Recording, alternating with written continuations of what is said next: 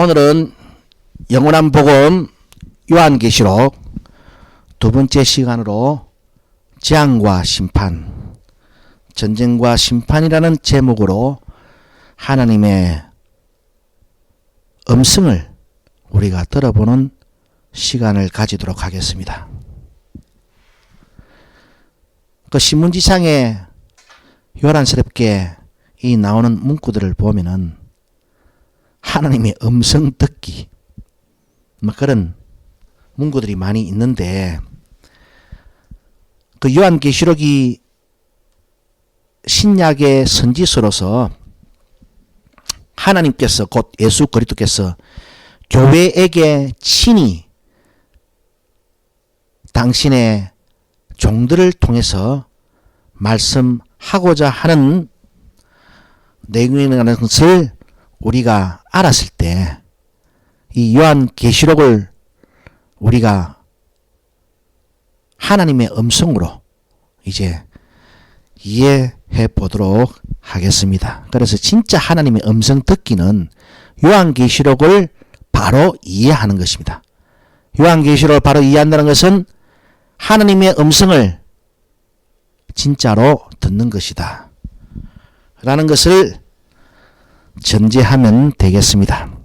먼저 요한계시록 6장 12절로 17절의 말씀을 제가 읽어보겠습니다. 여섯째 인입니다. 여섯째 인. 내가 보니 여섯째 인을 떼실 때에 큰 지진이 나며 해가 충담같이 검어지고 온 달이 피같이 되며 하늘의 별들이 무화과나무가 대풍에 흔들려 성과 실이 떨어지는 것 같이 땅에 떨어지며 하늘은 종이축이 말리는 것 같이 떠나가고 각 산과 섬이 제자리에서 옮기음에, 자 15절이 중요한데 여기 보니까 이제 아우성을 치는 사람들이 있습니다. 심지어는 산과 바위에게 소란스럽게 아우성을 치는데, 어린 양의 진노의 큰 날이 그들을 향한 얼마나 큰 심판이었으면 산과 바위에게 우리 위에 떨어져 주님의 환한 진노의 얼굴로부터 자기들을 가려주려고 아우성을 치겠습니까? 산과 바위가 자기 위에 떨어져 보면 콩가루가 되어버릴 텐데. 그런데 여기 우리 하나 정의해야 되는 것이 있습니다. 실제 정말로 주님께서 재림하실 때 사람들이 산과 바위에게 우리 위에 떨어져 어린 양의 진노의 큰 날에 우리를 숨겨주라고 아우성을 치겠습니까? 주님의 예언에 의하면은 주님이 오시는 날은 모두가 잠든 세상입니다. 한밤중입니다. 도적같이 임하신다는데 과연 이 심판의 큰 날에 아우성 치는 이 사람들이 이런 양심의 소리라도 내겠습니까? 이거는 굉장히 중요한 포인트입니다. 실제로 그런 현상이 나타나는 것이 아니고 이와 같은 아우성 치는 사람들의 소란을 통해 가지고 그들이 당할 심판이 얼마나 하나님의 입장에서 어마무지한가, 얼마나 무시무시하고 영원할 것인가 라는 것을 이해시키고자 이들이 아우성을 친다고 이야기를 하고 있는 것이, 다른 하건대 실제로 세상 사람들이 그 날을 알아가지고 아우성을 칠 양심도 없습니다. 전부 다 지일하고 다닌다고 바빠가지고, 하나님의 입장에서는 잠잔다고 바빠가지고,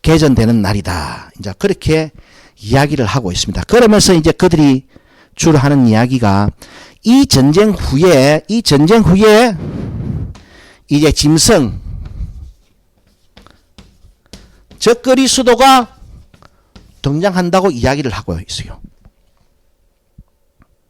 제가 저번 시간에 7인과 7나팔과 7대접이 시간 순서, 사건 순서, 재앙 순서 그렇게 해석을 하면 안 되고 첫째 말씀하시기를 거듭해서 또 말씀하시기를 거듭해서 또 말씀하시기를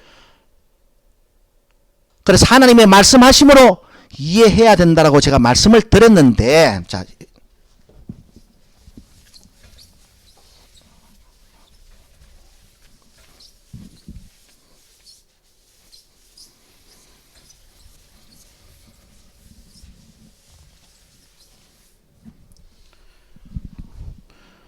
여섯째인 그 다음에 여섯째 나팔입니다. 요 인을 뗄 때 등장하는 사람들이 있는데 왕, 임금, 장군, 부자, 강한 자, 종, 자주자. 그 다음에 여섯 번째 유브라데 전쟁을 알리는 나팔 소리에 등장하는 사람들은 만의 마병대 이들을 가리켜서 말들과 그 탄자들이라고 이야기하고 있죠. 그러면서 뭐 자기들은 이거를 뭐 시간 순서, 사건 순서로 뭐 이야기하는 명확한 이 뭐 그 순서 구분도 없이 그냥 그들이 말하는 것을 결국에 지나고 돌이켜 보면은 시간 순서로, 사건 순서로, 재앙 순서로 본 거예요. 그러면서 이 여섯 번째 나팔 때 이 2만만의 마병대가 출정하는 전쟁 후에 적그리스도가 평화를 가장해가지고 왜 유브라데 전쟁에 세상이 거진 박살날 지경에 이르기 때문에 모든 사람들이 이제 평화를 갈구하게 될 것이다. 그래서 적그리스도 그리고 이 7년과 관련이 있잖아요. 그들의 숫자 개념에 의하면 7년과 관련이 있잖아요.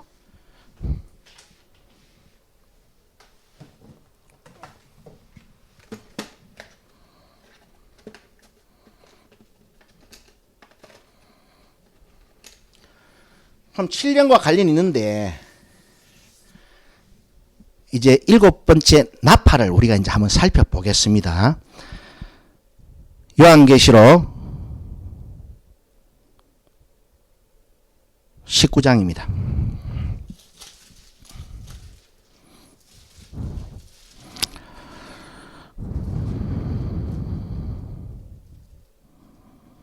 요한계시록 19장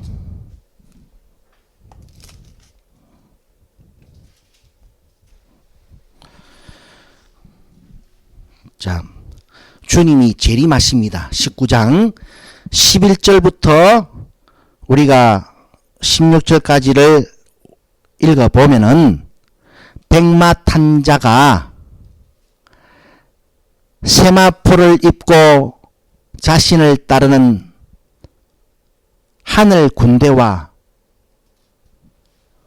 어떤 지정된 전장의 현장으로 진격하기 위해서 하늘에서 내려옵니다. 이 그림을 두고 모든 사람이 이론의 여지가 없이 이거는 예수 그리스도의 재림을 말한다라고 정의합니다. 그런데 예수 그리스도께 재림하셔서 이제 전장으로 출정을 하시는데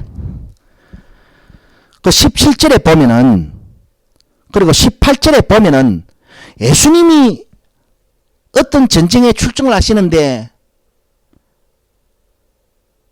예수님을 대적하여 나오는 어떤 군대가 이기겠습니까? 예수님의 군대가 이기겠습니까? 당연히 예수님의 군대가 이기는 것 아니겠습니까? 그래서 미리 이제 그 싸움의 결말을, 전쟁의 결말을 17절과 18절이 미리 선언해 놓고 계속해서 이제 나아가는데 17절과 18절을 읽어보면은 또 내가 보니 한 천사가 해에 서서 공중에 나는 모든 새를 향하여 큰 음성으로 외쳐 가로되 와서 하나님의 큰 잔치에 모여 왕들의 고기, 장군들의 고기, 장사들의 고기, 그 다음에 뭐가 나옵니까? 말들과 그 탄자들의 고기가 나오지요. 이거 그냥 보고 넘길 것이 아니고 자꾸 우리는 이 6번째 나팔 때 유브라데 전쟁에 출정하는 2만만의 마병대 말들과 그 탄자들을 실제 장군과 병졸들로 보고 있어요.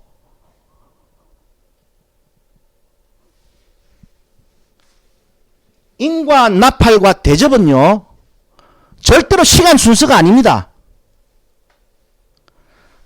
만약에 이것이 실제 전쟁에 출전하는 지상의 중공 군대라고 우리가 가정을 합시다. 또 그들의 말에 의하면 적그리스도가 그 다음에 출현을 하는데 또 7년을 좌지우지하잖아요. 그런데 이제 예수 그리스도가 재림하십니다. 재림할 때 누가 죽는가? 누가 패배할 것인가? 이 전쟁 그림에서 패배는 심판을 의미하고 있어요. 그럼 누가 패배할 것인가? 거기 보니까 생뚱맞게 말들과 그 탄자들이 나오고 있습니다. 여기 보면.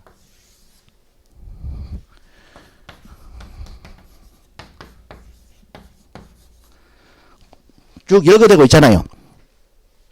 6째 인을 뗄 때에 아우성을 치는 사람들 목록이 일부 들어가 있으면서 새로 첨가된 목록이 하나 있는데 그 존재들이 누군가 하면은 말들과 그 탄자들의 고기 그리고 자유한 자들 종들 물은 대수하고 모든 자의 고기. 그래 새의 밥이 되니까 전쟁에서 졌다는 것 아닙니까? 당연히 지지요.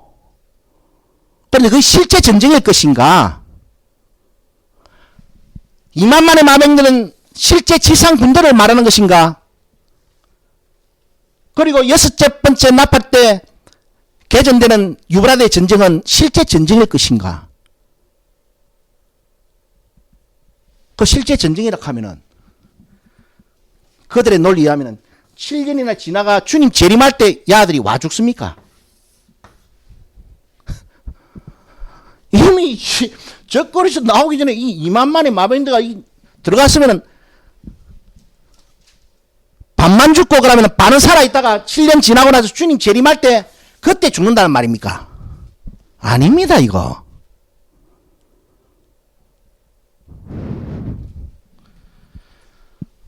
지금 주님께서는 재앙을 통해서 어느 대상을 향해서 심판을 지금 명명하고 있는 거예요. 예언하고 있는 겁니다. 경고하고 있는 겁니다. 전쟁을 통해서 어디 주님이 할 일이 없어가지고 여기 등장하는 그래 좋습니다. 2만만이 진격을 해가지고 반은 죽고 반은 살아있다가 7년 지나가지고 주님이 다시 그 패잔병들과 싸움하러 오시고 실제 전쟁하러 오시기 때문에 그들이 남아있는 말들과 그 탄자들이 죽었다는 말입니까? 아닙니다.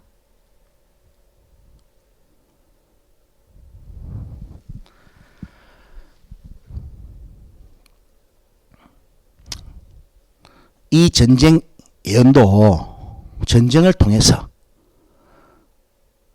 전쟁이라는 메타포를 통해 가지고 하나님께서 심판을 경고하고 있는 거예요. 심판. 이 본질을 이해해야만 우리 저번 시간에 살펴보았던 아마겟돈 전쟁에서 그 무시무시한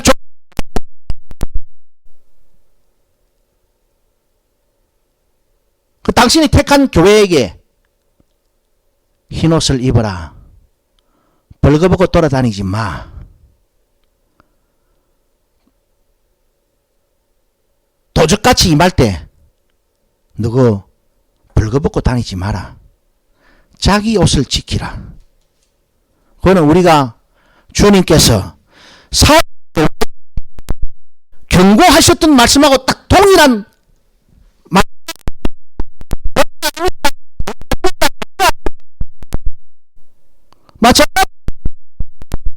말들과 그 탄자들은 시간 순서를 따라가지고 주님 재림 때 또 잔다. 분명히 새로운 목록이 추가되잖아요. 말들과 그 탄자들 고기. 그 말들과 그 탄자들이 본문에서는 뭡니까? 유브라의 전쟁에 출정했던 2만만의 마병들을 표현할 때 말들과 그 탄자들 아니었습니까? 말들과 그 탄자들은 실제 군대가 아닙니다. 이 전쟁 그림을 통해 가지고 전쟁 환상을 통해서 주님께서는 어느 대상을 향해서 너희는 심판받는다 라고 예언하고 있는 거예요. 우리가 요한계시록에 보면은 모세의 노래, 어린 양의 노래가 나오지요. 유리바닷가에 서서, 수정 같은 유리바닷가에 서서. 그 노래가 찬송이겠습니까? 그래, 요한계시록 강의하고 나서 우리는 14만 4천 안에 들어갑니다 이래가지고 전부 다 덩실덩실 흰옷 입고 춤추면 그게 모세의 노래, 어린 양의 노래가 되는 것 같습니까? 제가 몇 번째 시간 지난 후에 모세의 노래, 어린 양의 노래라고 안 하고 무시무시한 노래라고 제가 그 노래의 내용을 들려드릴 것인데, 우리가 신명기서 28장 47절에서 57절, 58절에서 68절까지 말씀을 읽어보면은 하나님께서 이스라엘 백성들에게 무시무시하게 경고하십니다. 너가 기쁘고 즐거운 마음으로 나를 섬기지 않으면 말이야, 너가 자식 고기 뜯어먹는 날 온다. 책에 기록되는 모든 명령의 말씀을 지켜가지 않으면 너가 몸뚱아리 세계 각지로 노비가 되어 팔려 나간다. 경고하시잖아요. 무시무시한 아마겟돈 전쟁의 날에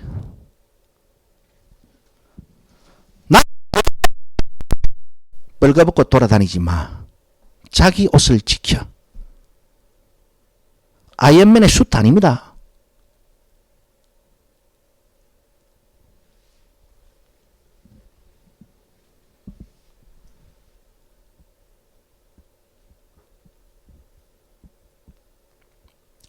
슈퍼맨의 슈트도 아니었습니다. 딱 그 말씀을, 그 요지 아닙니까? 그 전쟁 환상이 중요한 것이 아니고 그 전쟁 환상 가운데서 교회를 향한 하나님의 음성이 핵심 아니겠습니까? 그죠? 그 어마어마한 무시무시한 전쟁의 환상 가운데 당신의 교회들을 향한 주의 음성, 나는 도적같이 임할 것인데 벌거벗고 돌아다니지 마. 자기 옷을 지켜. 그 음성이 더 중요한 것 아니겠습니까? 그러면은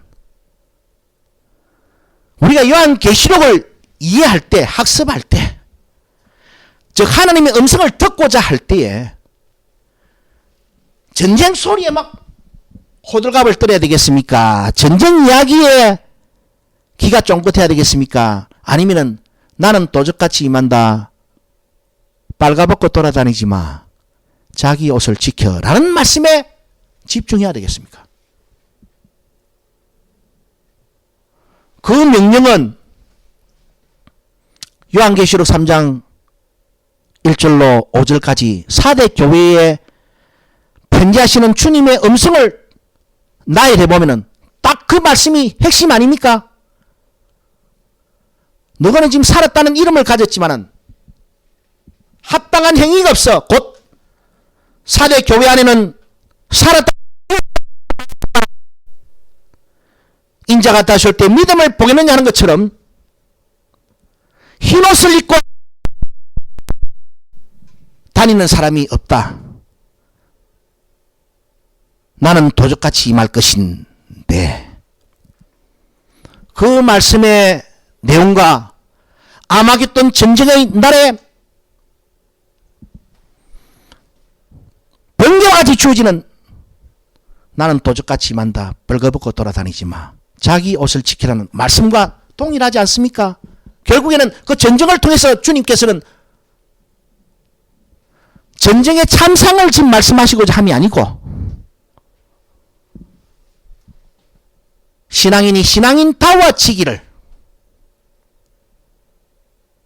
이스라엘 백성이 기쁘고 즐거운 마음으로 하나님을 섬기기를, 곧 책에 기록되는 모든 말씀을 지켜 행하기를, 그래서 자기 옷을 지키기를 명령하고 있는 거예요. 그렇지 않을 시에는.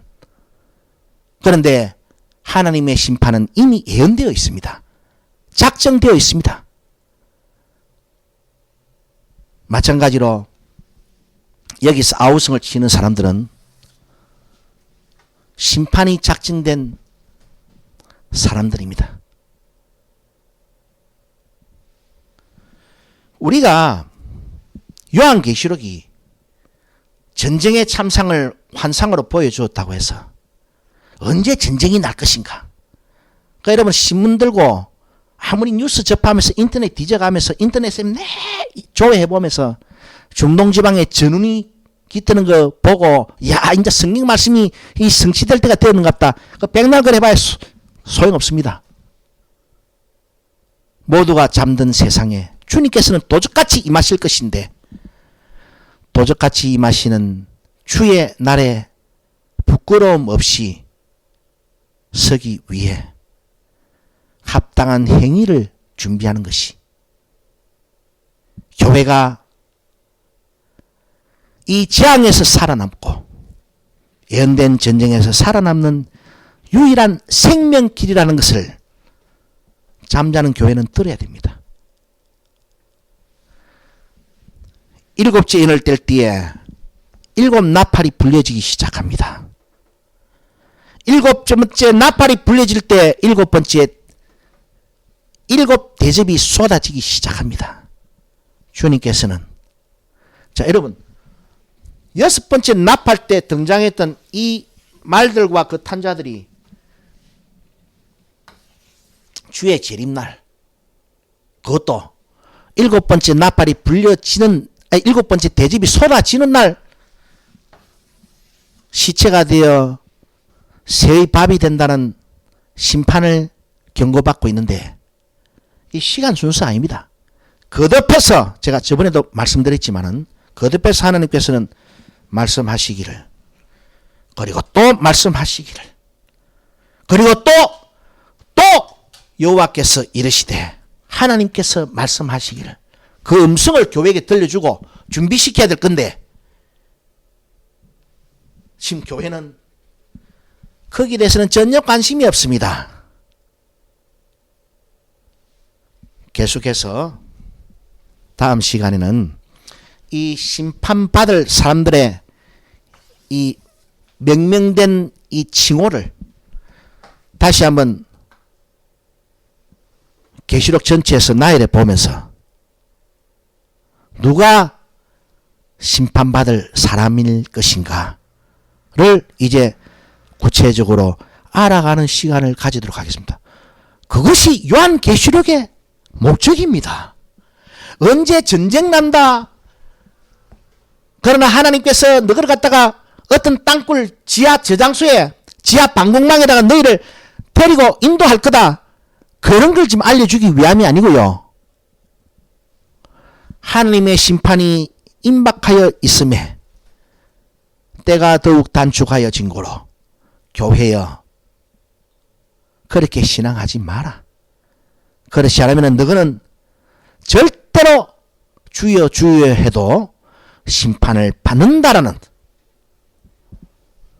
내용으로 요한계시록에 학습이 이루어져야 되고 또 요한계시록을 그 각도에서 배워야 되는 것 아니겠습니까? 왜? 주님께서는 누가 무엇 때문에 심판받을 것을 예언하고 있기 때문에 심판받지 않기 위해서 어떻게 해야 될 것인가를 배워야지. 중동지방에 언제 전쟁이 나고 언제 대기 오염이 심각해지고 수질 오염이 심각해지고 이런 현상을 보니까 온난화 현상이 점정되는 것을 보니까 더욱더 말세가 가까웠다. 그런데 관심 가지지 마시고 나는 심판받지 않는 사람으로 주님께서 이 땅에 다시 오시는 날에 나타나야 될 것이라는 다시 신앙의 사명감을 복원하는 복된 시간이 되어지기를 주님의 이름으로 축원합니다.